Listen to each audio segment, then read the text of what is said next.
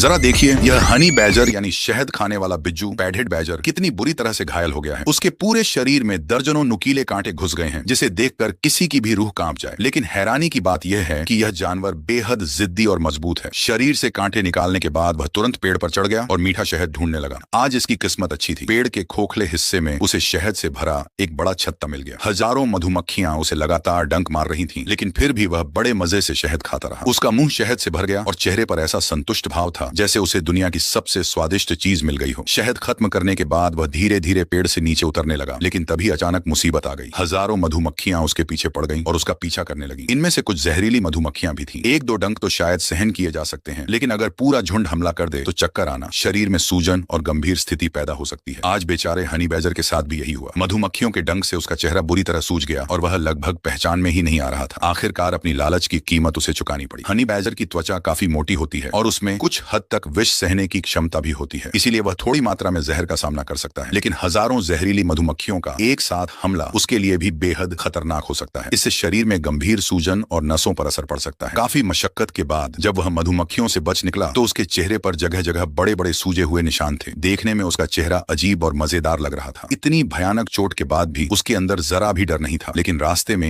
एक और मुसीबत उसका इंतजार कर रही थी। अचानक कुछ छोटे जंगली लकड़बग्घे उसके सामने आ गए और उसका रास्ता रोक लिया। लेकिन उन्होंने शायद हनी बैजर की असली ताकत को कम समझ लिया था। हालांकि वह मधुमक्खियों के जहर और डंक से अभी पूरी तरह उबर नहीं पाया था और उसकी ताकत भी कम हो चुकी थी, फिर भी उसकी लड़ने की क्षमता जबरदस्त थी। संकरी जगह होने के कारण लकड़बग्घे उसे चारों तरफ से घेर कर हमला नहीं कर पा रहे थे। हनी बैजर ने इसी का फायदा उठाया और तेजी से इधर उधर घूमते हुए एक के बाद एक जोरदार पलटवार किया। कई बार हमला करने के बाद भी लकड़बग्घे उसे दबा नहीं सके। उल्टा हनी बैजर के हमलों से वे पीछे हटने लगे। आखिरकार सभी लकड़बग्घे अपनी जान बचाकर वहां से भाग निकले। दो बड़ी मुसीबतों से लगातार लड़ने के बाद हनी बैजर पूरी तरह थक चुका था। उसके शरीर में बिल्कुल ताकत नहीं बची थी, इसलिए उसने एक सुरक्षित जगह पर छोटा सा गड्ढा खोदा और उसमें जाकर आराम करने लगा ताकि कुछ समय बाद अपनी ताकत वापस हासिल कर सके। लेकिन कहानी अभी खत्म नहीं हुई थी। गुफा के अंदर वह अपने दो छोटे बच्चों की देखभाल कर रहा था। तभी गुफा के बाहर एक साई आ पहुंचा। साई को देखते ही हनी बैजर सतर्क हो गया, क्योंकि उसे लगा कि यह उसके बच्चों के लिए खतरा बन सकता है। हनी बैजर खतरे को देखकर पीछे हटने वालों में से नहीं था। उसने बिना समय गंवाए साही पर हमला कर दिया और सीधे उसकी गर्दन की तरफ झपट्टा। लेकिन यह साही दिखने में जितना साधारण था, वास्तव में उतना ही खतरनाक था। उसके शरीर पर हजारों बेहद नुकीले कांटे थे। इन कांटों के सिरों पर छोटे छोटे उल्टे कांटे होते हैं जो शरीर में घुसने के बाद आसानी से बाहर नहीं निकलते। हनी बैजर ने बच्चों की सुरक्षा के लिए हमला जारी रखा, लेकिन कुछ ही देर में उसके शरीर में साही के कई कांटे चुभ गए। इसके बावजूद उसने हार नहीं मानी। हनी बैजर समझ गया था कि साही के सिर का हिस्सा अपेक्षाकृत कमजोर है, लेकिन साही भी बहुत चालाक था। वह लगातार अपनी कांटों से भरी पीठ हनी बैजर की तरफ करके खड़ा रहा और अपने कमजोर हिस्से को बचाता रहा। लड़ाई के बाद हनी